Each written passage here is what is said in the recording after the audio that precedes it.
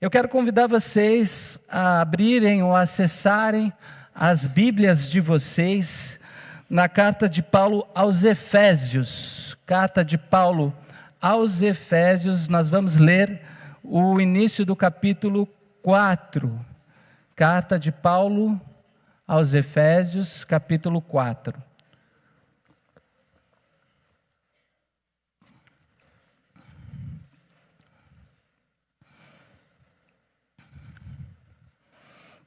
Vamos ler a partir do verso 1, um texto um pouco mais longo, até o verso 16. Efésios, capítulo 4, a partir do verso 1, diz assim: Como prisioneiro do Senhor, rogo-lhes que vivam de maneira digna da vocação que receberam. Sejam completamente humildes e dóceis, e sejam pacientes, suportando uns aos outros com amor. Façam todo o esforço para conservar, para dar qualidade à unidade do Espírito pelo vínculo da paz. Há um só corpo e um só Espírito, assim como a esperança para a qual vocês foram chamados é uma só. Há um só Senhor, uma só fé, um só batismo, um só Deus e Pai de todos, que é sobre todos, por meio de todos e em todos. E a cada um de nós foi concedida a graça, conforme a medida repartida por Cristo. Por isso aqui foi dito: quando ele subiu em triunfo às alturas, levou cativo muitos prisioneiros e deu dons aos homens. Que significa ele subiu, senão que também descer às profundezas da terra? Aquele que desceu é o mesmo que subiu acima de todos os céus, a fim de encher todas as coisas. E ele designou alguns para apóstolos, outros para profetas, outros para evangelistas e outros para pastores e mestres, com o fim de preparar os santos para a obra do ministério, para que o corpo de Cristo seja edificado, até que todos alcancemos a unidade da fé e do conhecimento do Filho de Deus e cheguemos à maturidade, atingindo a medida da plenitude de Cristo. O propósito é que não sejamos mais como crianças levados de um lado para o outro pelas ondas, nem jogados para cá e para lá por todo o vento de doutrina e pela astúcia e esperteza de homens que induzem ao erro. Antes, seguindo a verdade em amor, cresçamos em tudo naquele que é cabeça, Cristo. Dele todo o corpo, ajustado e unido pelo auxílio de todas as juntas, cresce e edifica-se a si mesmo em amor, na medida em que cada parte realiza a sua função. Vamos orar? Deus, nós acreditamos a Ti esse momento de culto, de celebração, esse momento de gratidão, como nós cantamos. Nosso coração é grato por esse aniversário, por essa história que o Senhor constrói conosco, a partir dessa comunidade, a partir dessa partilha. E nós te pedimos que o Senhor agora esteja nos guiando na reflexão da sua palavra. Senhor, abra os nossos corações, as nossas inteligências, para que a gente possa, de fato, ser transformado e obter a resposta necessária que faça sentido para a nossa vida pessoal, mas também vida comunitária aqui. É no nome do seu Filho Jesus que nós te pedimos, amém. Eu não sei se vocês prestaram atenção nesse texto, mas o quanto ele é lindo. É um texto que Paulo escreve da prisão. Paulo ele foi preso pelo menos 3 vezes, em Filipos, em Éfeso e em Roma. E ele escreve esse texto justamente da prisão de Roma para essa comunidade de Éfeso, a qual ele já tinha passado. E é interessante como ele começa dizendo: eu, prisioneiro do Senhor. Como ele usa essa metáfora, ele que está literalmente acorrentado, está preso de verdade, ele usa uma metáfora para dizer que, na verdade, ele é livre porque está acorrentado ao Senhor. E não importa, de maneira paradoxal, o quanto ele esteja preso ali, porque estando acorrentado ao Senhor, ele é de todas as maneiras livre, como se ele pudesse ignorar, naquele momento, aquela prisão, se apegando e se aconchegando cada vez mais no Cristo, a quem ele se sente preso. Então vejam, o Paulo, literalmente preso, mas com a mente, com o espírito liberto, escreve uma carta para continuar encorajando uma igreja, a igreja de Éfeso. Porque Paulo é essa imagem de alguém que acreditava na igreja. Paulo acreditava na igreja. E quando eu falo de igreja, para que você não pense que eu estou me referindo somente à Píbia, que é uma comunidade local, a Igreja Batista em Vila Nova Cachoeirinha, eu estou falando de igreja no geral, daqueles amigos e amigas, discípulos e discípulas de Jesus, que decidiram no seu coração seguir esse mestre, esse Senhor, esse Deus, e participar ou continuar participando da obra que ele continuou fazendo no mundo. Mas eu também, e se assim você entender, quero dizer também como igreja, a Igreja Batista como de Vila Nova Cachoeirinha, como qualquer outra igreja local. Uma comunidade que você pertence, uma comunidade em que você vive e partilha a sua fé, uma comunidade onde você se reconhece, uma comunidade onde você sai na foto, sabe? Então, muita gente hoje, atualmente, desacredita da igreja. Muita gente desacredita na igreja, mas na minha experiência de fé, na minha experiência relacional, na minha experiência de vida, na minha experiência pastoral, eu posso dizer que a igreja, por mais que contestada, ela é necessária. A igreja é praticamente uma contradição necessária. E por que eu digo contradição? Porque muita gente se pergunta, e muita gente aqui, talvez alguns já me perguntaram inclusive, como é que um homem que questionou no seu tempo as instituições religiosas pode chamar uma instituição para agir no seu nome? Jesus. E por mais que Jesus, sim, tenha chamado os discípulos e discípulas para formarem essa igreja, essa representante da sua missão na terra, eu entendo de onde vem essa questão.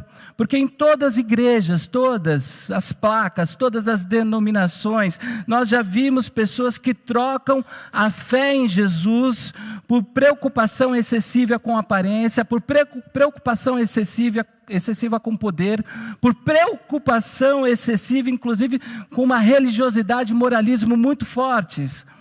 É por isso que a gente precisa guardar e retomar bem o conceito de igreja, aquele conceito que foi formado na Reforma Protestante, resgatando de princípios bíblicos. A gente precisa entender que a igreja não salva ninguém. A igreja, ela não determina quem está na verdade. A igreja não é dona da revelação de Deus. A igreja não é intermediadora entre o ser humano e Deus. A igreja não existe pela sua própria força, mas, sobretudo, o contrário. A igreja existe pela ausência dessa força. Ela representa uma força que ela não tem, que não é dela, mas que é a força de Jesus quando se manifesta através dela. E eu não sei se você sabe, mas tem uma coisa muito interessante nas mesquitas da religião islâmica. Quando você vai construir uma mesquita, tanto a arquitetura como a tapeçaria, por mais perfeita que possa parecer a arte ali desenvolvida, o artista sempre deixa um defeito, ou no tapete, na tapeçaria, ou na arquitetura, para mostrar que por mais que seja belo aquilo que representa o Deus deles, ele nunca será perfeito como o próprio Deus. A mesquita nunca vai ser perfeita como o próprio Deus. E a gente pode entender isso também em relação à nossa igreja. A igreja não representa a si mesma, ela representa aquilo que ela não tem, mas que se faz presente nela, que é Jesus. A igreja é, na verdade, o sinal desse Deus que se insere, que encarna na nossa história, e ela precisa, então, admitir que ela não tem esse poder que ela pensa ter, que é um poder absoluto, como se ela fosse o próprio Deus. Ela não tem. E é por isso que a gente tem falado aqui na comunidade, aqui na PIB Vila Nova Cachoeirinha, de sermos uma igreja dialogal, de sermos uma igreja que constrói as suas convicções através do diálogo, baseado nas Escrituras e no sopro do Espírito Santo, mas de uma igreja dialogal. E eu acho muito interessante a forma como o apóstolo Paulo, que escreve essa carta, acreditava nessas comunidades, porque ele era a favor e ao mesmo tempo contra essas comunidades, não é? Ele escreve para uma comunidade porque ele acredita na igreja, mas ao mesmo tempo ele era contra certas coisas que aconteciam naquelas igrejas. E mesmo assim, ele nunca parou de acreditar na igreja. E eu posso dizer que e eu sei que muitos se identificam com essa fala, eu sou a favor da igreja, eu acredito na igreja. E é por isso que eu também me coloco contra, como uma crítica interna que a gente precisa fazer sempre, a nossa caminhada. Eu estou com a igreja porque é nesse ambiente que a fé é pensada, apesar dos dogmas que tentam engessá-la. É por isso que eu assumo os dogmas, mas ao mesmo tempo posso criticá-los.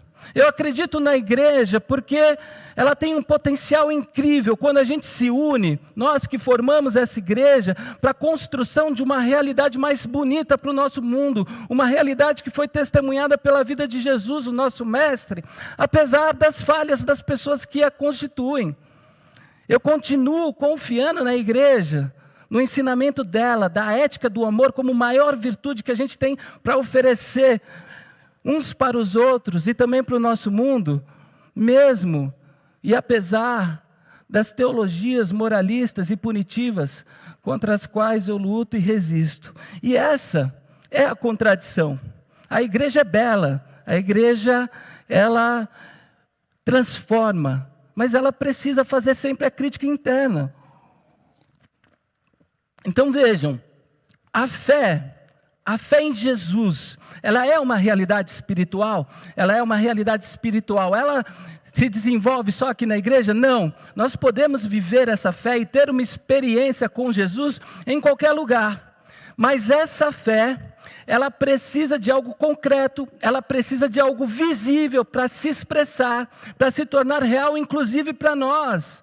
E a igreja é esse ajuntamento de pessoas que viveram essa experiência de fé, que dá corpo a esse ato de crer. A igreja dá à fé, inclusive, uma realidade no mundo, concreta, onde as pessoas podem olhar e enxergar. Ali existe fé, uma fé que transforma vidas. A vida, então, em comunidade, ela não é só uma opção na jornada cristã. Não, a vida em comunidade é uma necessidade fundamental. Ela cumpre papéis que a solidão e a caminhada individual nunca vão cumprir, nunca vão preencher. É como a tensão, sabe, entre o amor e o casamento. Uma instituição da promessa, quando você dá o ato de promessa, o amor é uma potência, uma pulsão, é um sentimento. E o casamento é aquilo que vai tentar guardar esse amor e preservá-lo.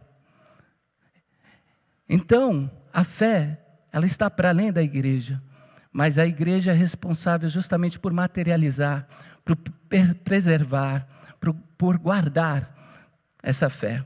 Então você olha, né? Na igreja a gente espalhou as fotos justamente para mostrar quantas pessoas passaram por aqui. E desde a sua inauguração, na foto mais antiga talvez que esteja ali naquele muro, a igreja tem preservado uma mesma fé. Então eu queria dizer para vocês, cuidado com a ingenuidade de achar que você pode viver a sua fé sozinho ou sozinha. Cuidado, você até pode tentar, mas em algum momento essa fé não vai resistir, essa fé se fragmenta, essa fé se esfria, essa fé se perde. E é por isso que o apóstolo Paulo escreve textos para a igreja. E é por isso que o nosso tema de aniversário de 71 anos é uma expressão que a gente usa bastante já nas nossas redes sociais, inclusive, que é juntos somos mais. Porque é um convite para a gente crescer a partir do lugar que cada um ocupa na comunidade. Então a pergunta que eu tenho para vocês nessa noite é: qual é o seu lugar na igreja? Porque todo mundo tem um lugar na igreja, todo mundo. Qual é o seu lugar nessa grande comunidade de amigos e amigas de Jesus, chamada igreja, comunidade de fé?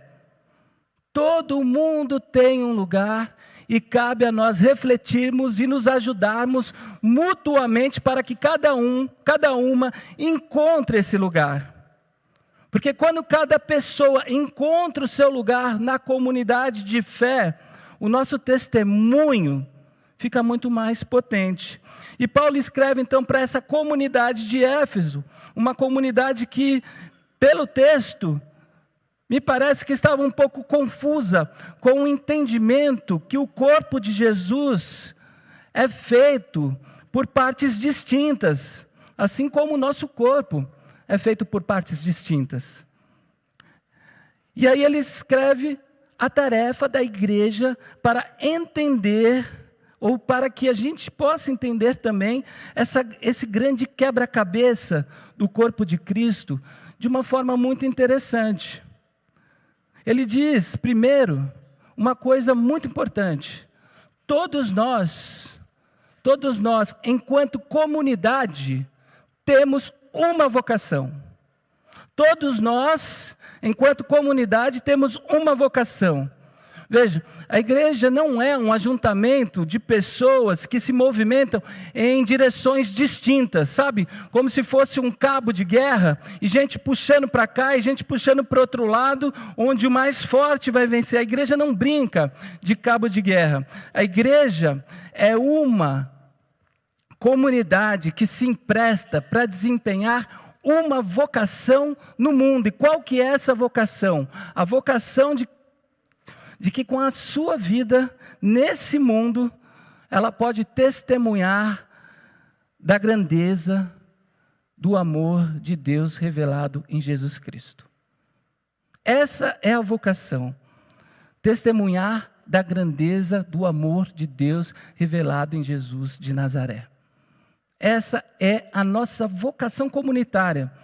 Há duas formas da gente sentir, ou pensar, ou entender e compreender a presença de Deus nesse mundo, de Jesus.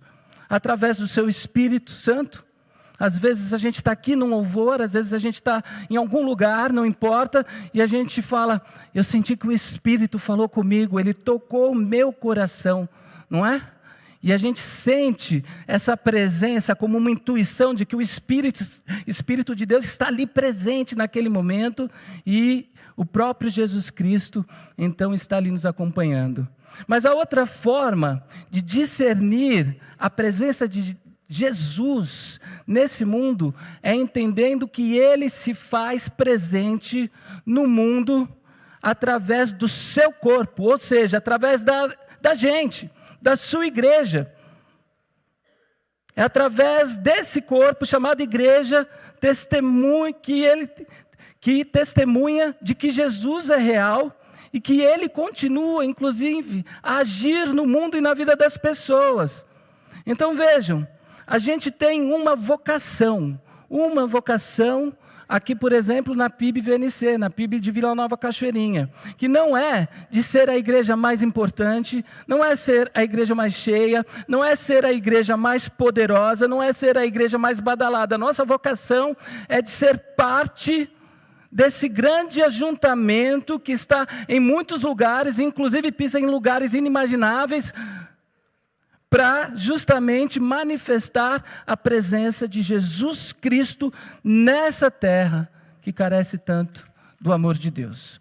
Essa é a nossa vocação. Então, se você estava aí, no caminho da sua igreja, ou aqui na nossa, tentando descobrir qual que é a sua vocação, hoje você obteve a sua resposta, o apóstolo Paulo te deu. Onde quer que você esteja, a sua vocação, a nossa vocação, a vocação que nós recebemos como uma comunidade é essa. Paulo começa inclusive dizendo, vivam de maneira digna da vocação que vocês receberam. Viva de maneira digna. Eu só vou viver de maneira digna dessa vocação se eu entender qual que é essa vocação. Pois bem, a minha vocação, a sua vocação é representar Jesus aqui entre homens e mulheres desse mundo. Está claro? E aí o Paulo avança. Ele diz que o bom desempenho dessa vocação depende de um esforço nosso. Qual que é esse esforço?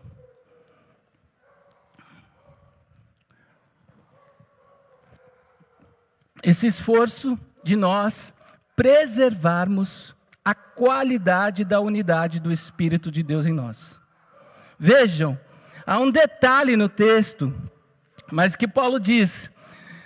Paulo está dizendo, de alguma maneira, em outras palavras, se a gente pudesse atualizar, não a Bíblia, as palavras de Paulo, cuidado, juntos somos mais.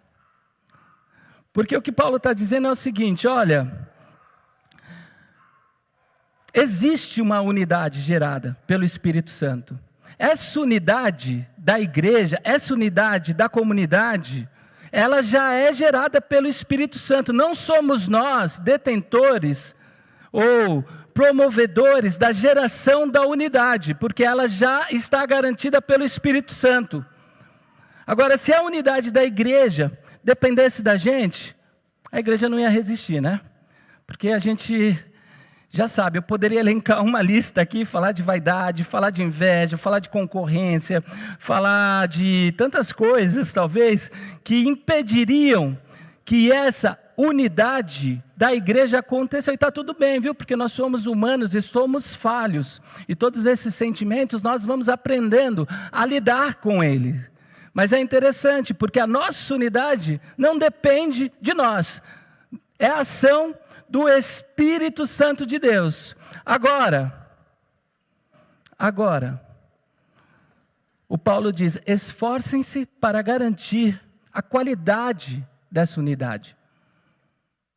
O Espírito nos deu a unidade.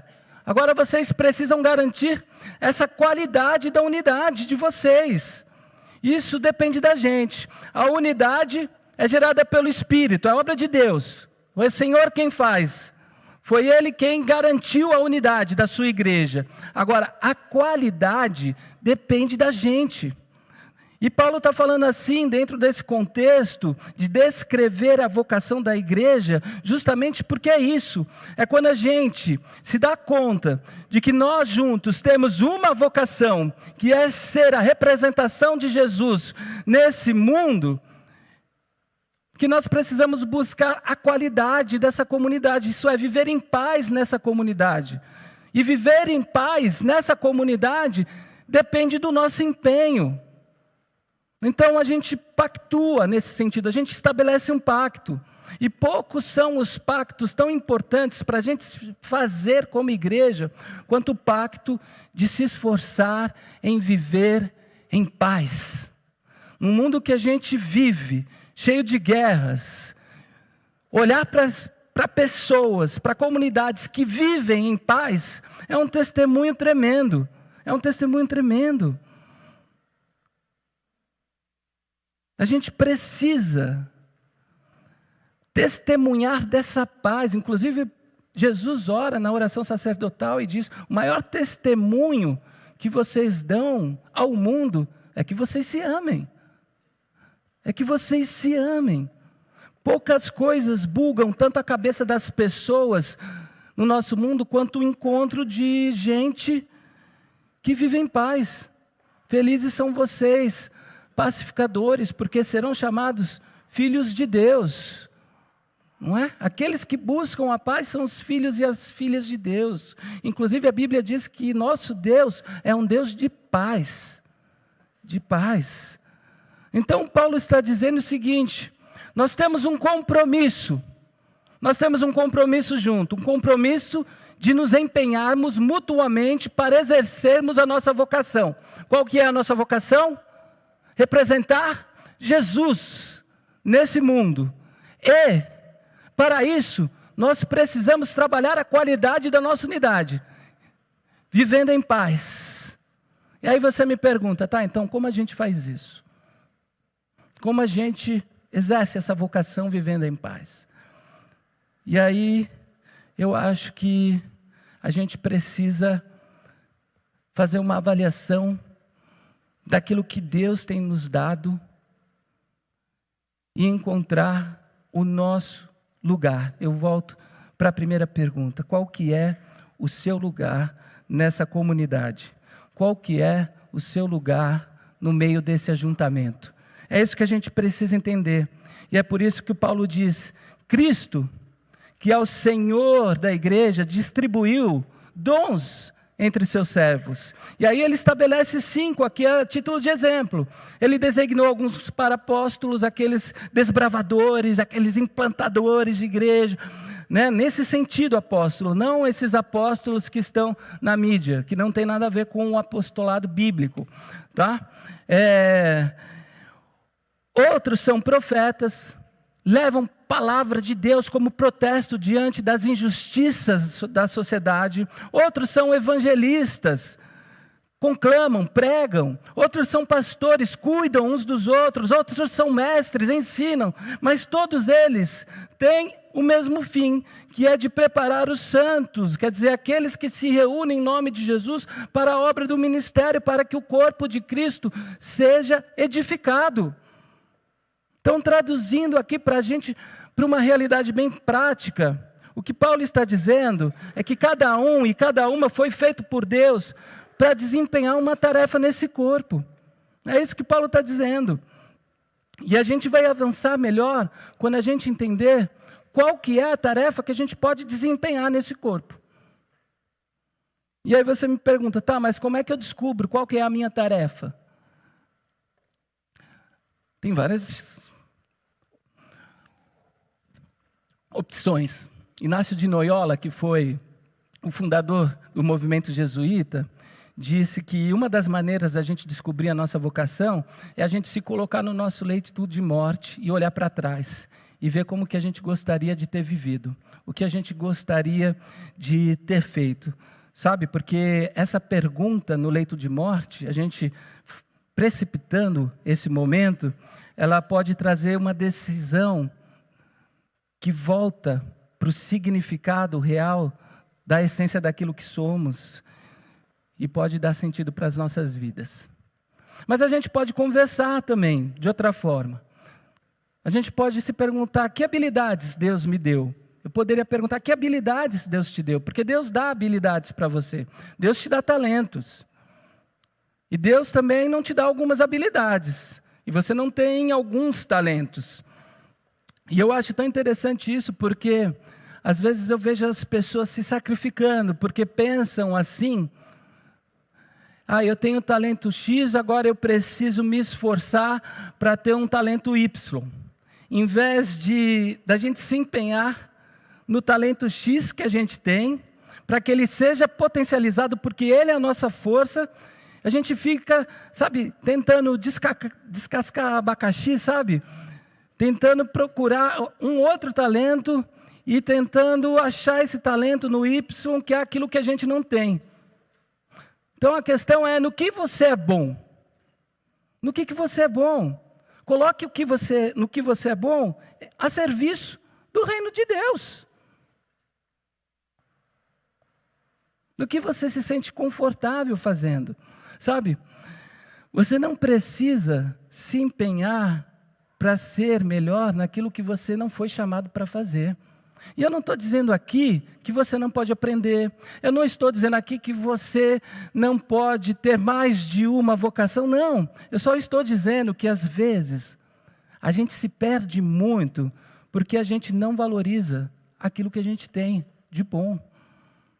Então, qual foi o dom que você recebeu? Se você quiser saber mais sobre dom, leia o Novo Testamento, Carta aos Coríntios. Outros textos falam disso, mas a gente pode começar a pensar aqui, como seres humanos, o que você se sente confortável fazendo. Por exemplo, eu não consigo fazer evento. Eu consigo, na verdade. E pode sair um bom evento. Mas eu me consumo, porque não é para mim. Pensar no piquenique da igreja me deixa numa ansiedade, sem dormir, sonhando, acordando com isso na cabeça. Eu não sei fazer evento. Eu posso fazer e posso me esforçar para fazer, mas não é para mim. A minha esposa, por exemplo, já é produtora de TV, então ela sabe fazer evento, ela sabe produzir. E isso não incomoda nada ela. Saiu uma coisa errada. Não tem problema, a gente resolve, sabe? Isso me cria uma ansiedade, então eu não sou bom nisso. Eu não me sinto confortável nisso. Então, onde você se sente confortável com aquilo que você faz? Você já reparou para pensar que não é possível que você tenha recebido um dom, uma coisa que você se sente confortável fazendo, que para você é muito fácil, e recebeu da parte de Deus, assim, e o motivo seja para você usar só para você e para os seus? Sabe? Então, as suas habilidades se encaixam aonde? Como é que você coloca aquilo no que você é bom a serviço de Deus? Porque todo mundo tem alguma força e todo mundo tem uma fraqueza, não é? E talvez nesse caminho a gente tente descobrir o nosso lugar, o lugar de pensar que a gente pode dedicar a nossa força para abençoar os nossos irmãos, as nossas irmãs e as pessoas no mundo. Isso serve para você pensar em projetos aqui na igreja ou na igreja, mas também serve para você pensar na maneira como você organiza a sua vida, aí do lado de fora. O resto da sua vida, na verdade. Porque a gente pensa assim, a gente age com esses critérios lá fora, não age? A gente age. A gente tenta seguir naquilo que a gente é bom, naquilo que a gente se sente confortável. Eu me lembro que uma vez eu fui forçar alguma coisa na minha vida. Eu sempre toquei na igreja. Quem cresce na igreja, geralmente se envolve em alguma área na música. Às vezes continua, às vezes não deixa, né? Mas em algum momento se envolve na música. E eu tocava. Eu era, em alguma parte, até esforçado. Mas, assim, eu nunca cantei. Sou extremamente desafinado. Sou, assim, esforçado para tocar, mas até um certo limite. Mas eu fui tentar fazer música na USP. Fui lá fazer o vestibular. Lugar errado. Aí vocês estão me vendo aqui como pastor, vocês já sabem no que deu, né? Eu lembro que eu tinha que tocar, no edital, tinha que tocar 2 peças. Vila Lobos e Bar, no violão clássico. Tinha que fazer ditado rímico, tinha que fazer, inclusive, solfejo, que eu sou desafinado.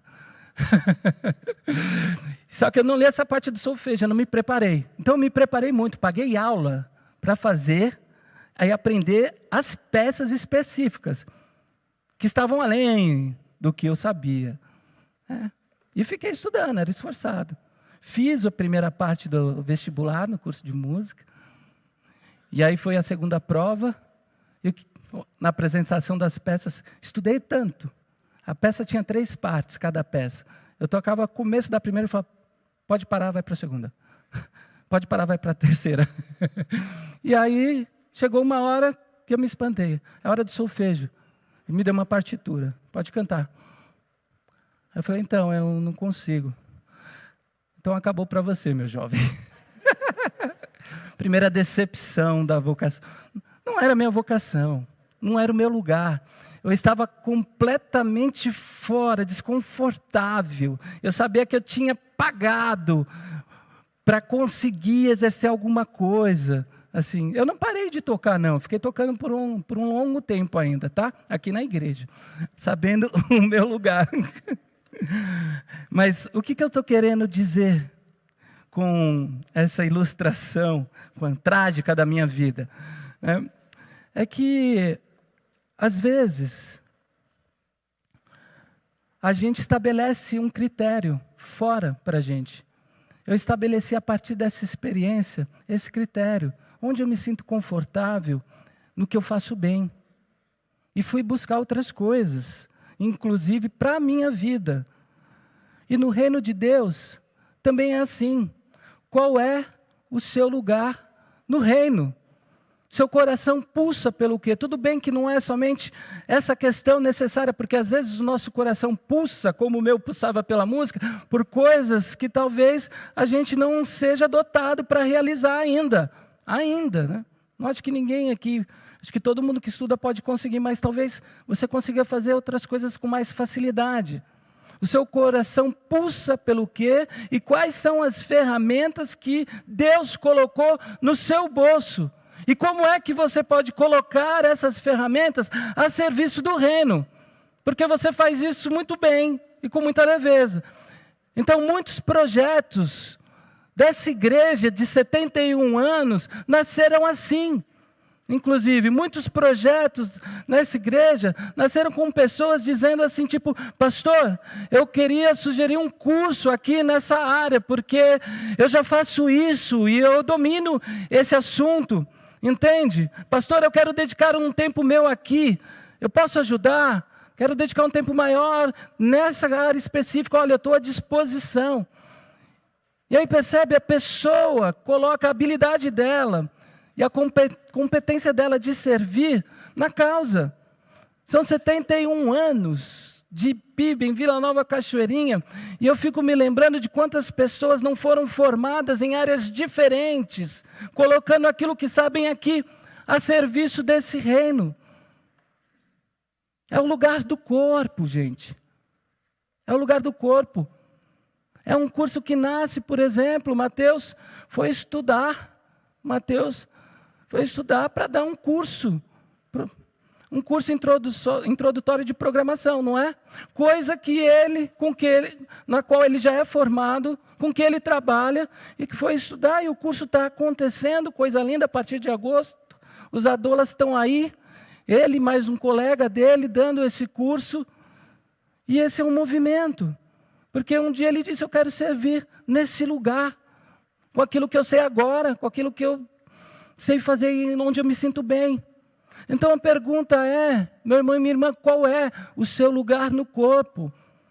Veja, o propósito é só um. A gente servir para abençoar e ser abençoado. A vocação é uma só. A gente testemunhar do amor de Jesus no mundo. Agora os lugares são diversos, são muitos. E eu preciso achar o meu, você precisa achar o seu no corpo. Eu respeito muito gente que chega e diz assim, pastor, eu estou vindo de outro arraial, trabalhei demais, ou saí machucado, foi um ativismo muito grande, eu preciso descansar, então me deixa quietinho no meu canto, sabe? Eu respeito, mas eu fico de olho. Não fico não, fico sim. Eu fico de olho. Eu fico de olho, porque tá bom, Você vai aí descansar, depois que você estiver renovado, vem servir. Ache uma área aí para trabalhar, para abençoar pessoas. Não é possível que Deus colocou isso na sua mão, a sua habilidade, o seu talento, a sua inteligência, que só pode ser útil para você e para os seus. Não pode ser. E eu acho maravilhoso mais uma coisa, assim, o fato de Deus não ter dado absolutamente os dons e todos os talentos para uma pessoa só. Não tem ninguém que tem todos os dons e todos os talentos, porque senão essa pessoa seria autossuficiente. Ela, de fato, não precisaria da igreja. Ela falou, não, deixa aqui comigo, eu resolvo. Mas você já reparou que Deus fez a gente de uma tal forma que algumas coisas essenciais para as nossas vidas não estão conosco, não estão no nosso bolso, não estão no nosso coração, não estão na nossa inteligência, são essenciais, mas estão dentro dos nossos irmãos e das nossas irmãs? Tem um propósito para isso. Sabe qual é? Que a gente se lembre que juntos nós somos mais. do que seríamos sozinhos. Juntos nós somos mais do que seríamos sozinhos. É redundante, mas é isso. A nossa vocação não se desempenha na individualidade de uma história que diz, eu vou brilhar sozinho. Alecrim dourado. A nossa vocação se desempenha num pacto que a gente faz, no meio das nossas diferenças, no meio das nossas inteligências, com as nossas múltiplas habilidades. E nós dizemos assim, nós vamos nos colocar juntos com as forças que nós temos, a serviço da nossa vocação, que é manifestar Jesus Cristo aqui nesse mundo. E assim, as pessoas são abençoadas, e o nome de Deus é glorificado. E sabe qual a consequência disso? O texto termina dizendo, ele termina mostrando que a consciência do nosso lugar no corpo, quer dizer, quando a gente sabe onde é o nosso lugar, quando a gente se encontra nesse lugar, traz duas coisas maravilhosas. Nos dá firmeza e a gente cresce. É isso que o apóstolo Paulo diz no texto. Porque saber qual é o meu lugar nesse projeto me traz segurança. Porque se eu ficar somente me empenhando, sabe, para ser bom naquilo que eu não sou bom, isso dá uma insegurança danada, não é? Quer dizer, você realizando alguma coisa, um evento, um piquenique, sabe? E você não... Isso te dá uma insegurança danada. Então, tem lugar que não é para mim, e está tudo bem porque é para você. E tem lugar que não é para você e está tudo bem porque é para o outro. E a gente vai se complementando, não é? Mas quando a gente descobre o nosso lugar, quando a gente sabe qual que é o propósito da nossa vida, porque a gente nasceu para fazer essa coisa, quando a gente sabe que está ali onde a gente deveria estar, mesmo com todas as dificuldades e as montanhas russas que atravessam as nossas vocações, é com isso que a gente glorifica mais a Deus, é com isso que a gente abençoa mais as pessoas. E isso dá uma segurança, a gente caminha com firmeza, a gente sabe que a gente pode contribuir, continuar. E aí, uma coisa maravilhosa acontece. Sabe o quê? A gente cresce. A gente cresce. Não é? Cresce porque a gente agora sabe que está no nosso lugar, como uma árvore plantada que vai crescendo e criando raízes profundas. A gente cresce. Nada melhor do que estar plantado no lugar certo. Tem lugar para todo mundo aqui na igreja. Tem lugar para todo mundo. Tem lugar para todo mundo porque todo mundo tem um dom na igreja. Pelo menos um. Quem distribui o dom é Jesus.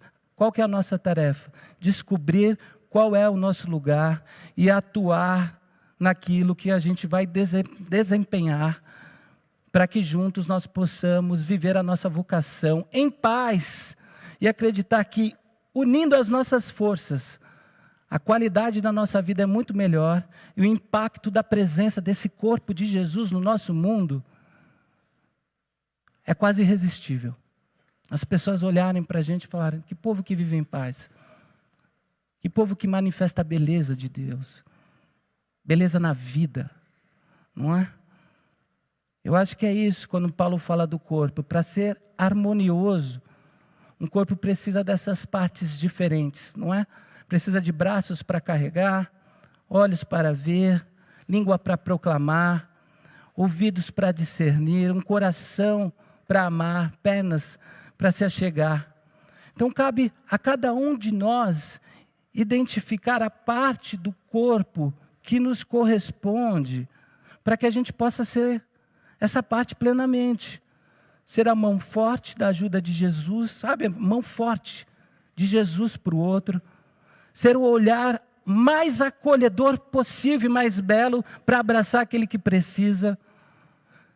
Ser o passo mais rápido que aproxima aquele que está distante. Ser a língua que fala palavras, proclama palavras de belezas poéticas para embelezar a vida do outro e restaurar relações. A minha fala nessa noite para a gente, PIB, em Vila Nova Cachoeirinha é essa, para instigar, nos instigarmos, na verdade, em relação à vocação que Deus nos deu. E a gente entender qual que é a nossa parte nesse corpo, nesse quebra-cabeça que Jesus nos chamou para ser no mundo.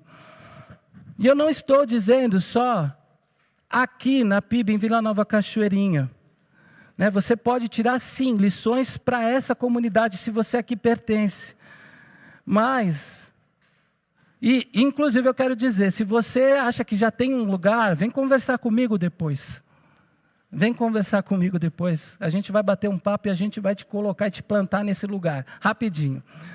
Mas, como você passa a maior parte do tempo lá fora, eu queria dizer que essa pergunta serve para lá também. Qual que é a sua vocação, o seu lugar, na verdade? A vocação, a gente já sabe, é uma só, uma vocação comunitária, de representar Jesus nesse mundo, vivendo em paz, trabalhando essa qualidade da relação. Mas qual que é o seu lugar como parte na igreja nesse mundo inteiro, no mundo inteiro, dando testemunho do nosso Senhor Jesus? Juntos somos mais do que poderíamos ser sozinhos, mas você precisa encontrar o seu lugar. Tem espaço aqui, tem espaço para servir no mundo. Então que Cristo seja o fundamento da nossa existência. Nós somos aqueles que experienciamos a fé em Jesus e que nos unimos nesse elo do Espírito Santo, trabalhando as nossas relações em paz, juntando força para exercer a nossa vocação. E todos nós somos chamados para mostrar a beleza de Deus para o mundo, para abençoar vidas, para anunciar a salvação e o ano da graça do Senhor. Amém? Se sinta instigado, provocado. E se você achar o seu lugar, vem falar comigo. Que Deus abençoe.